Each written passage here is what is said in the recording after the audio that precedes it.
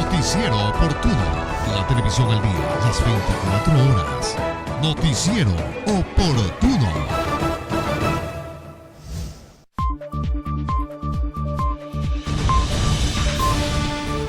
La justicia, la solidaridad,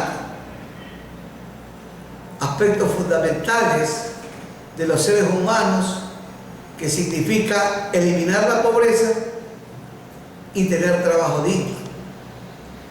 Los indígenas nos han dado nuevamente lección a todos los ecuatorianos, porque con su organización y su lucha lograron lo que no logramos la mayoría: la derogatoria del decreto 883, que al eliminar el subsidio a los combustibles generó la elevación de los mismos, la elevación del precio de los pasajes y la elevación de los artículos de primera necesidad.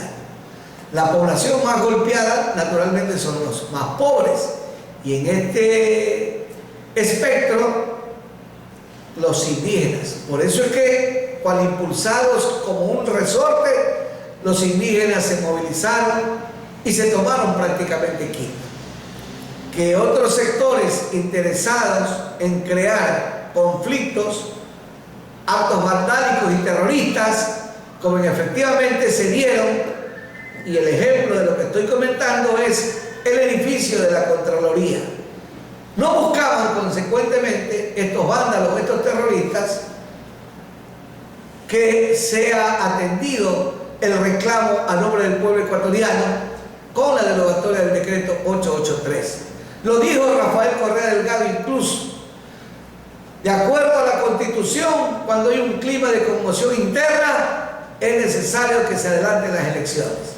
Es decir, las acciones violentas, las acciones terroristas que crearon un ambiente de conmoción interna fueron premeditados por Rafael Correa Delgado.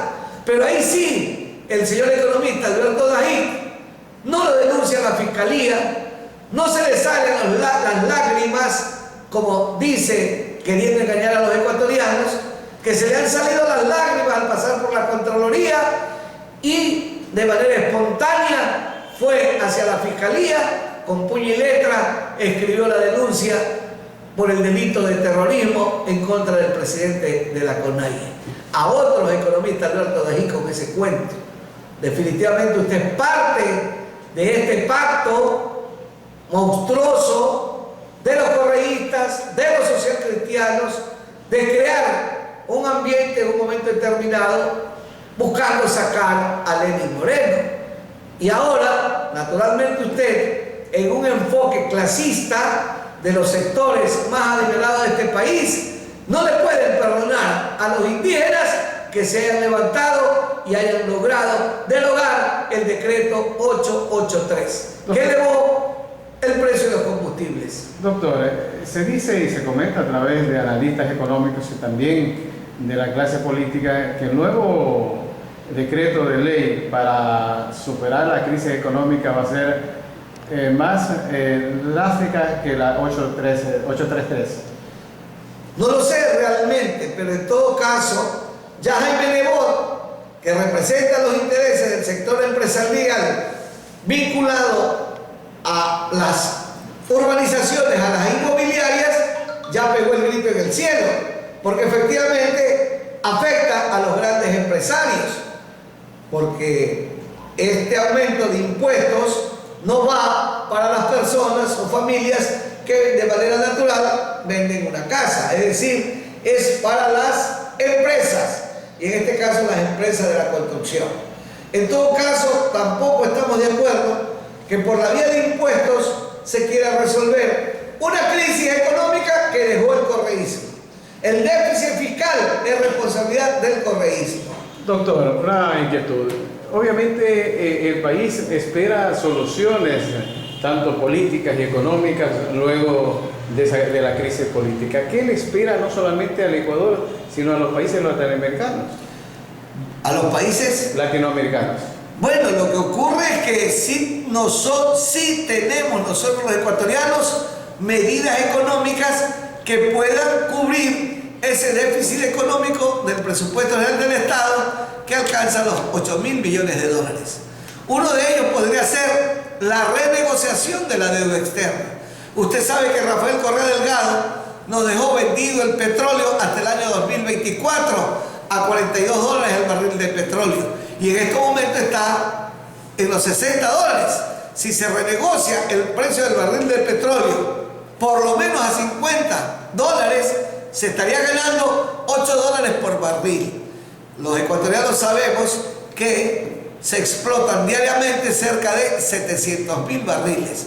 Creo que ahí habría una cantidad significativa de dinero de más o menos 1.000 a 1.200 millones de dólares si se renegocia la deuda externa.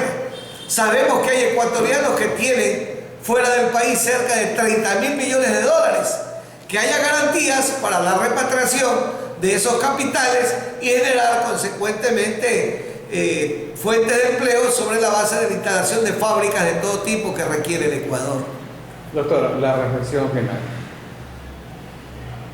Han aflorado sentimientos odiosos, en este caso queriendo levantar una política de odio. De las palabras se pueda pasar a los hechos. Cuidado, nos pasa lo de Venezuela y países más lejanos como el caso de Siria, que entre hermanos están en una guerra que tuvo un inicio pero no se sabe su final.